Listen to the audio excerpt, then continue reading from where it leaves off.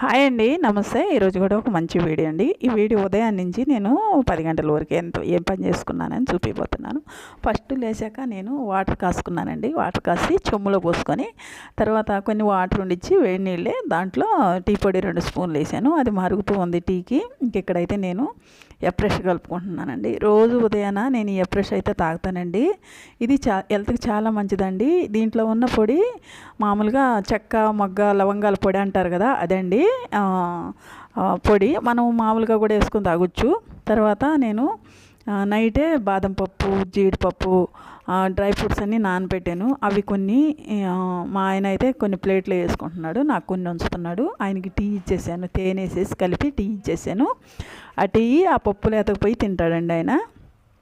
తర్వాత tea మరుగుతున్నాయి, tea కూడా తాగుతాం. తర్వాత అన్నీ తాగినా టీ కూడా తాగుతాం. నేను కూడా టీ పోసుకుంటున్నానండి. వాటర్ అయితే తాగేసాను, ఫ్రెష్ వాటర్ కదా, తాగేసేసాను.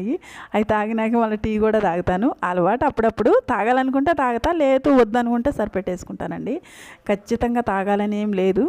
తర్వాత మళ్ళీ మంచినీళ్ళు ఒక 2 గ్లాసులు పోసుకొని దాంట్లో 2 స్పూన్లు జీలకర్ర, 2 స్పూన్లు ధనియాలు, 1 స్పూను జీలకర్ర వేసి బాగా మరగబెట్టాలి.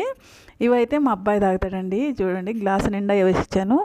తర్వాత ఇవైతే మా వాటర్లు, కాఫీలు, ధనియాల కషాయం అన్నీ తాగడం అయిపోయిన తర్వాత బాండ్లు పెట్టుకున్నాను. ఇది నల్ల బాండలు పెట్టుకున్నాను. కొంచెం లావు ఉంటుందండి, ఇది మందంగా ఉంటుంది. నిన్నటి చేసిన ఇడ్లీ పిండి కొంచెం ఉంటే దీంట్లో 2 స్పూన్లు గోధుమ పిండి, ఒక ఉల్లిపాయ, ఒక పచ్చిమిర్చి, కొత్తిమీర, కరివేపాకు అన్నీ కలిపి పెట్టేసాను. పొద్దున్నే తీసి బయటికి ఫ్రిడ్జ్లో నుంచి. ఇది కొంచెం ఆయిల్ వేసుకొని 2 స్పూన్లు, జీలకర్ర 1 స్పూను, ఇంకా ఆవాలు 1 స్పూన్ వేసేసుకొని ఆయిల్లో ఇది రొట్టెలాగా వేసేసుకొని మొత్తం చేత్తో ఇట్లా సదరేసేసుకోవాలి. ఈ రొట్టె తయారవుద్ది, చాలా బాగుంటుందండి. మా అమ్మ చిన్నప్పుడు దోసపిండి, ఇడ్లీ పిండి ఉన్నప్పుడు ఇలా చేసి ఇచ్చేది. ఆ పెద్ద రొట్టెలు చేసి ముక్కలు ముక్కలుగా కట్ చేసి ఇచ్చేది. దీనికి ఇలాంటి మందంగా ఉన్న నల్ల బాండల్లో అయితేనే మంచిగా ఉడకద్దండి, లేకపోతే మాడిపోద్ది. స్టీల్ బాండల్లో అయితే నాకైతే అట్లా చేస్తాను నేను. ఇంతవరకు అయితే టిఫిన్ చేసేసానండి. ఇంకా ఇది మా అబ్బాయికి వేసి ఇచ్చాను. మేమైతే ఇంకా తర్వాత ఇంకా స్నానం, దీపారాజన అన్నీ అయినాక నేను ఈ డ్రై ఫ్రూట్స్ ఉన్నాయి కదండి, ఇవి జ్యూస్ చేసుకొని తాగుతున్నాను.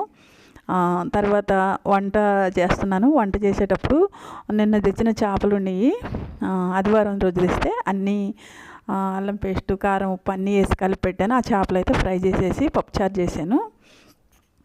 ఇంకా అది అయిపోయింది. ఇంకా సాయంత్రం అయితే నేను దోశకి నానబెట్టుకున్నాను. ఉదయాన్నే నానబెట్టాను, సాయంత్రం పిండి వేసుకుంటున్నాను, దోశల పిండి. చూడండి, నేనైతే ఒక డబ్బా నిండా వేసానండి. మా ఇంట్లో ఉంటుంది 1 కేజీ డబ్బా వేసాను. దానికి సరిపడా మినపప్పు అన్నీ వేసి, అటుకులు అన్నీ వేసి నానబెట్టాను. మెంతులు కూడా నానబెట్టిన తర్వాత సాయంత్రం పిండి పెట్టేసేసి ఇక మూత పెట్టేసేసాను, డబ్బాలో పోసేసి. ఇదైతే ఉదయానికి దోశల పిండి అండి. నేనైతే ఇలాగే రెడీ చేసి పెట్టుకుంటాను దోశల పిండికి.